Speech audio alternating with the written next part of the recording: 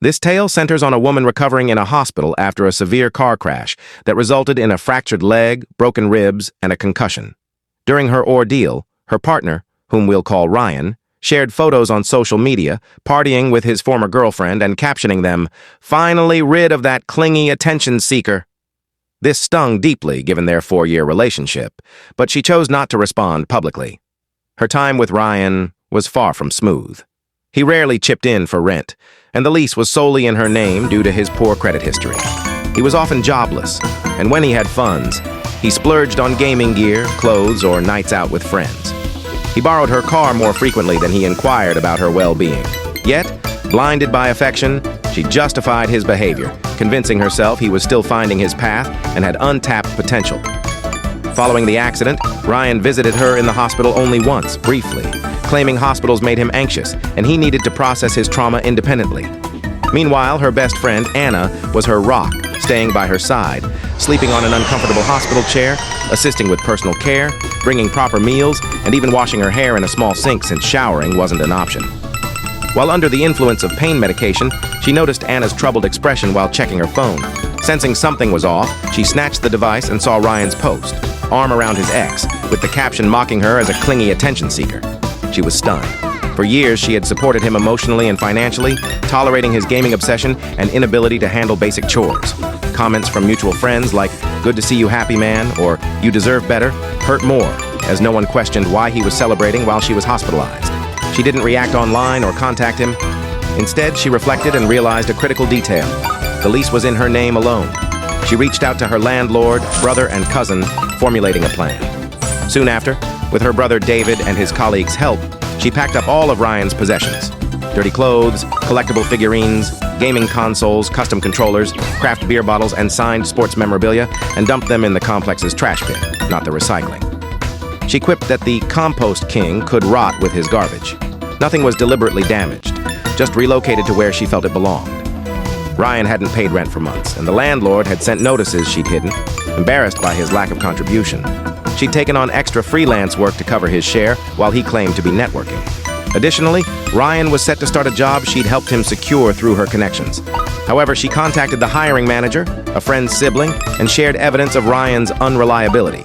Screenshots of his social media posts, his non-existent rent payments, and texts boasting about dodging bills. Consequently, the job offer was withdrawn. Ryan's mother, Diane, bombarded her with calls, sobbing and accusing her of ruining Ryan's life, even mentioning the job situation and calling her vindictive. In response, she detailed Ryan's financial neglect, explaining how she'd accumulated significant credit card debt covering his share, worked overtime while he gamed, and sold her grandmother's jewelry to pay rent when his promised funds never arrived. Diane's perspective seemed to crack as she realized Ryan had lied, claiming he was supporting her and that she'd lost her job. A falsehood, as she'd held the same job for years with promotions, while Ryan cycled through multiple short-term jobs. She offered to send Diane bank statements, rent receipts, and messages to clarify, along with Ryan's hospital time posts, which Diane was unaware of. After this, Diane stopped calling. Ryan's messages shifted from fury. "Where's my stuff? You'll pay for this!" to pleading apologies. "I was drunk and foolish. The X means nothing. Please call me. I love you. We can fix this." She felt no remorse, and her lawyer cousin confirmed Ryan had little legal standing since he wasn't on the lease and hadn't contributed financially, with documentation to back her up. Her recovery was progressing, with the cast possibly coming off soon, though her ribs still ached when she laughed. To those asking why she stayed so long, she admitted love can cloud judgment. Ryan wasn't always terrible, and the good moments made her believe the bad ones were fleeting. Diane kept calling, leaving voicemails ranging from tears to threats, and Ryan tried entering the apartment, but the landlord barred him. She'd changed the locks. Her first update, she expressed surprise at the attention her story received, thanking supporters and those offering legal advice. Diane had called repeatedly, and she finally answered one call, tired of the persistence. Resting at Anna's, leg propped on pillows and munching chips to cope with stress, she listened as Diane alternated between crying, guilt-tripping, and veiled threats. Diane claimed Ryan was devastated, which she found ironic since she'd wept alone in the hospital. Diane asked if she knew the value of Ryan's collectibles, and she retorted by asking if Diane knew the cost of rent, which she'd tracked meticulously for years. Diane mentioned a supposed proposal plan, which she dismissed as unlikely unless the ring was made of unpaid debts. Diane threatened legal action, but her cousin had already clarified it wasn't viable. Diane accused her of controlling Ryan's finances and isolating him, prompting laughter. She, controlling the man who spent grocery money on gaming gear, borrowed thousands for a failed crypto venture, and hid his bank account? She'd planned his birthdays, bought his mother's gifts, and driven him to family events when his car was repossessed. When asked when Ryan last paid rent, Diane vaguely mentioned an arrangement where she handled bills and he covered other costs. Pressed on what those costs were, Diane admitted ignorance. She laid out Ryan's minimal contributions, the debt she'd incurred, and the jewelry she'd sold.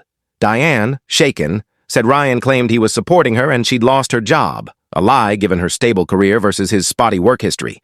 She offered Diane documentation and mentioned the social media posts, ending the call. Diane didn't call again. She shared that her medical checkup went well. Her leg was healing and the cast might come off early, though laughing still hurt her ribs. The anticipated grand gesture arrived, as predictable and self-absorbed as she'd expected. While browsing apartment listings at Anna's, the doorman announced a delivery. Since stairs were tough with her injury, Anna checked and returned with a puzzled look, holding a compost bin, a plastic container of soil, worms, and kitchen scraps, topped with a handwritten note starting with Lee. Physically drained from the accident and emotionally exhausted from the drama, she felt an unfamiliar relief, as if a heavy burden had lifted. Her shoulders felt lighter. She had a follow-up appointment for her leg, after which she and Anna would search for a new apartment online. With her lease ending soon, she was eager for a fresh start, free from furniture tied to memories of Ryan gaming while she cooked, cleaned, and paid bills.